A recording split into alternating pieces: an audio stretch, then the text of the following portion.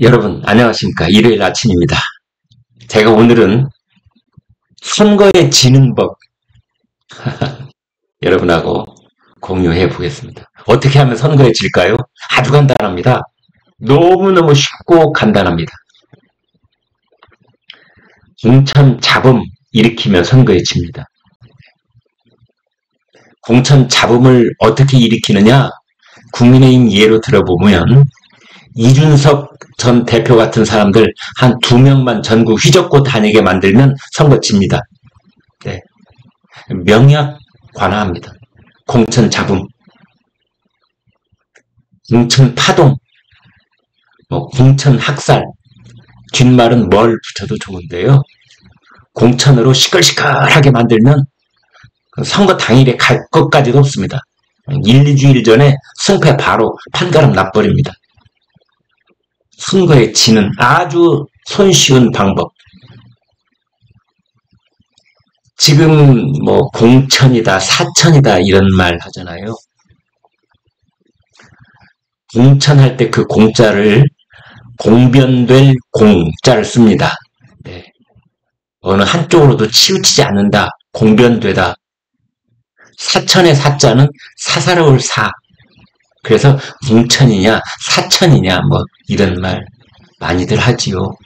공당은 공천을 해야 되고 사천을 하는 순간 공당이라고 할 수 없다 이런 얘기 하는데, 이런 얘기는 다 그냥 허울 좋은 얘기일 뿐이고, 자, 현실 실질로 들어가 보겠습니다. 지금 국민의힘과 민주당은 어찌됐든 한쪽은 윤석열 대통령이 공천을 지휘할 수밖에 없는 거고요. 다른 한쪽은 이재명 대표가 공천권을 꽉 틀어주고 절대 놓지 않으려고 할 겁니다. 시스템에 의한 시스템 공천? 웃기지 말라고 그러십시오.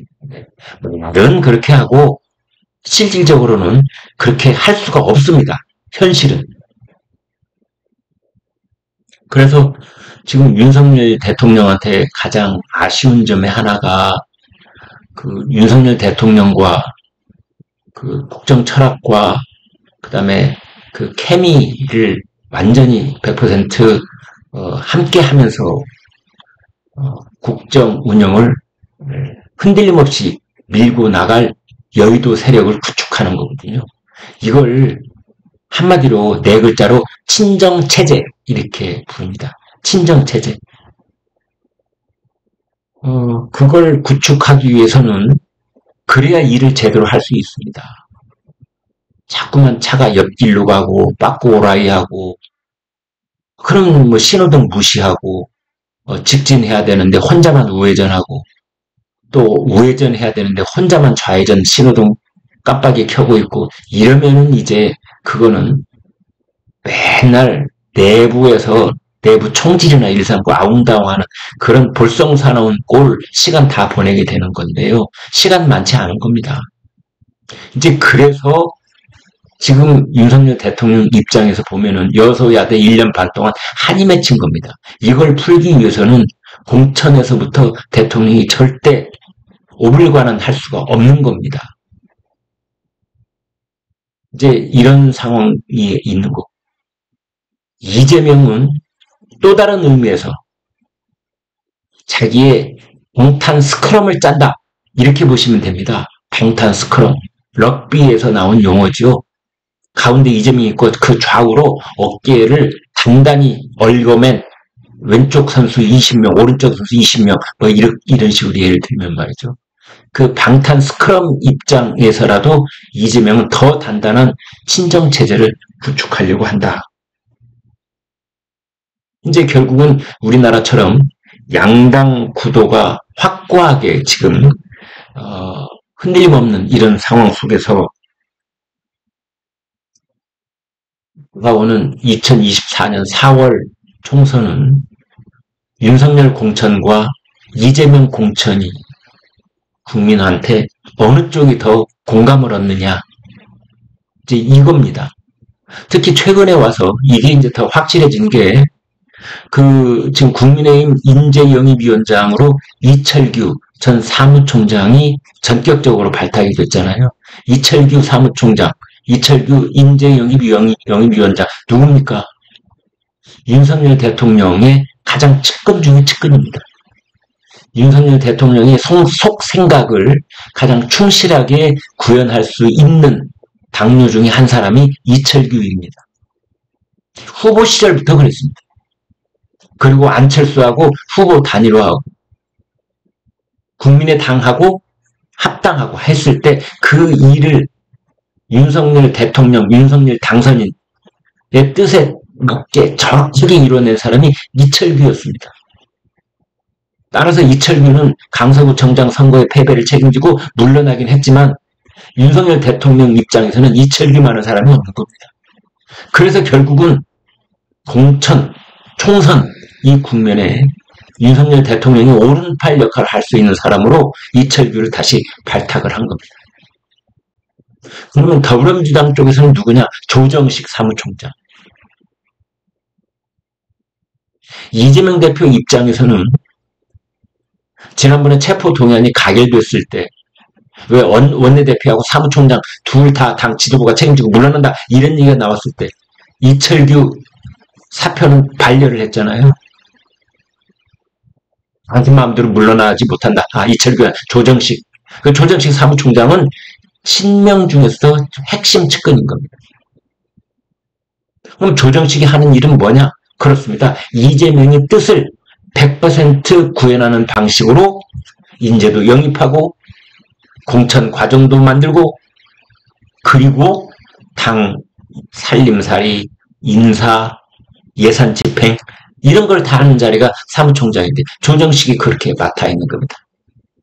그래서 복잡한 얘기들을 빼고 지금의 구도를 조금 더 선명하게 만들려면 이쪽에는 윤석열, 이철규가 있고 이쪽에는 이재명, 조정식이 있다. 일단 이렇게 한번 구도를 만들어 보겠습니다. 그래서 친정체제를 강화하기 위한 물론 어떤 의미에서 그걸 강화하려고 하느냐 그건 천양지차로 다르고 한쪽은 국정운영, 한쪽은 방탄 스크럼 이렇게 볼 수도 있겠지만 어찌됐든 이런 친정체제를 강화하는 공천 이게 불가피해 보인다. 이제 이렇게 볼 수 있습니다.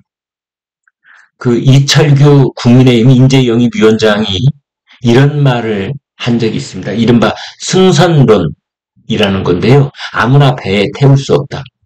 인재를 영입한다는 건 총선을 치러내기 위해서 국민의힘이라고는 큰 배에 같이 올라타는 사람들을 말하는 건데요. 아무나 올라탈 수 없다. 노를 거꾸로 젓는 사람, 배에 구멍을 내는 사람, 이런 사람하고 함께 할 수 없는 것 아니냐. 그래서 그게 이제 이철규의 승선론인 겁니다. 이걸 비판하는 쪽에서는 야, 그 공천이 아니라 사천하기라는 뜻 아니야? 이렇게 이제 여기에 시비를 붙고 있는 거지요. 그래서 뭐 공천개혁 하는데 이 말도 언론들이 무책임하게 공천을 개혁해야 된다. 뭐 능력 유지에 뭐 투명한 뭐 그런 공천 시스템을 만들어라. 상향식 공천 제도를 뭐 정착시켜라. 뭐 이렇게 하는데 이것도 현장을 잘 모르고 하는 소리입니다. 지금 공천이라고 하는 것은 물론 아까 처음 초입에 말씀드린 것처럼 잡음이 없게 하고 파동이 일어나면 안 되고 어느 한쪽 흑살이라는 단어가 나오면 안 된다는 건 분명하지만 그러나 공천의 최고의 목적은 투명한 것이 최고의 목적은 사실은 아닙니다. 공천의 최고의 목적은 뭐다? 당선 가능성이 가장 높은 사람을 내보내는 겁니다.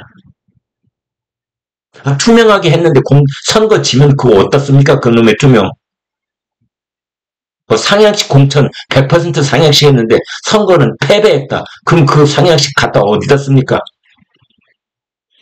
상향식 공천의 그 근본적인 취지는 상향식으로 해서 민의를 모아서 국민을 감동시켜서 많은 지지를 얻어서 그래서 당선 의석수를 과반 이상으로 많으면 180석까지 그렇게 얻어내고자 하는 취지에서의 상향식 공천인 것이지 일만 상향식으로 해놓고 우수수 다 떨어지면 어디다 씁니까, 그것을?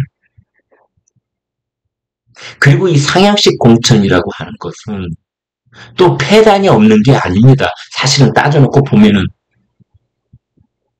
능력과는 관계없이 참신성하고 관계없이 오래전부터 조직력, 그 기반 다지기를 해온 쪽이 유리할 수밖에 없는 겁니다. 상향식 공천을 하면. 상향식 공천이면 하늘에서 뚝 떨어지는 게 상향식 공천은 아니잖아요. 조직원들을 얼마나 동원할 수 있고, 조직원을 동원하기 위한 재력이 얼마나 되고, 이런 것들이 상향식 공천을 좌지우지해버릴 수 있는 겁니다. 상향식, 결국은 그 지역구의 당원들, 그 지역구의 유권자들, 그 표로 결정하겠다는 게 상향식 아니겠습니까? 그 표가 그냥 나옵니까? 조직원들이 돌아다니고 뛰어다니고, 조직원들이 밥 사고, 조직원들이 명함 뿌리고, 그래서 나오는 것이 상향식 공천의 결과물 아닙니까? 그게 그 사람의 능력하고 그 후보의 능력하고 직결되어 있다고 누가 말할 수 있겠습니까? 그래서 공천 시스템, 경선으로 대부분을 정하지만 어떤 자리는 전략 공천을 할 수밖에 없는 명분이 거기서 생기는 겁니다. 결국 공천의 최고 목표는 당선 가능성을 최고로 높이는 것이다. 당선 가능성이 가장 높은 사람을 후보로 내보내는 것. 이것이 공천의 최고 목표가 될 수밖에 없는 것이다. 이제 이런 겁니다. 우리나라는 공천개혁, 상향식 공천을 하기에는 이 풀뿌리 민주주의가 그만큼 공고하지 못하고, 그 다음에 자칫 이 조직을 당에 꾸려온 조직력 지상주의로 흐를 위험성, 이런 것들이 있는 겁니다. 그래서 능력 해놓고 결국은 엉뚱한 사람들이 또 정치판을 흐려놓는. 그래서 이 상향식 공천에 목을 매는 이제 국회의원들이 이 표밭 따지기를 당선 첫 해부터 거기에만 온갖 신경을 쓰는 그런 일이 벌어질 수도 있습니다. 결국은 엘리트 테크노크라트들을 이 국회에 많이 입성을 시켜서 그 사람들이 국민들을 위해서 제대로 일할 수 있게 만드는 것. 이제 이것을 일부에서는 검사 출신들이 이 윤석열 정권에 너무 많이 전진 배치되어 있는 것 아니냐, 이런 걱정들도 하는데요. 저는 꼭 그렇게만 보지는 않습니다. 우리 사회가 가지고 있는 가장 그 객관적으로 입증된 그 엘리트 군 법조인이 그 한 그룹을 형성하고 있기 때문에 빚어지는 현상인 측면도 있는 겁니다. 한때 우리나라가 60년대, 70년대 이때 군인 출신들이 사회 곳곳에서 또는 정부 곳곳에서 이런저런 상향식 낙하산 자리를 차지했다, 감투를 다 독식을 했다, 이런 얘기도 있는데요. 한때 우리나라는 육군 사관학교 출신들의 그 엘리트 군인들이 사실은 현장에서 해냈던 그 역할이 만만치 않습니다. 이건 제 얘기가 아니고 연세대학교 교수 그 송 교수님, 여러분 제가 나중에 소개해드릴 때가 있을 겁니다. 우리나라가 근대화하는 그 발전 과정 속에는 그 초창기에 어디에서도 그렇게 여러 명을 미국에 유학을 보내지 못했는데, 그때 육군사관학교에서는 상당수가 미국에 유학을 갔다 온 그 엘리트들이 있었어요. 저 쓸데없는 얘기 너무 과거로 많이 갔는데요. 아무튼 지금 그 우리 사회가 그 엘리트들을 객관적으로 어느 정도 입증되어 있는 사법 시험을 합격할 정도의 그 어떤 능력, 이것을 한 사람들이 그 일군의 그룹들이 있거든요. 법조인들, 판사 출신, 검사 출신, 변호사 출신. 이제 그런 사람들이 정부에 또는 여의도 정치권에 이렇게 진출을 하는 이유가 똑똑한 측면이 있다. 저는 그렇게 보는 쪽입니다. 어찌됐든 자, 이제 다시 원점으로 돌아와서 선거에 지는 법은 간단하다.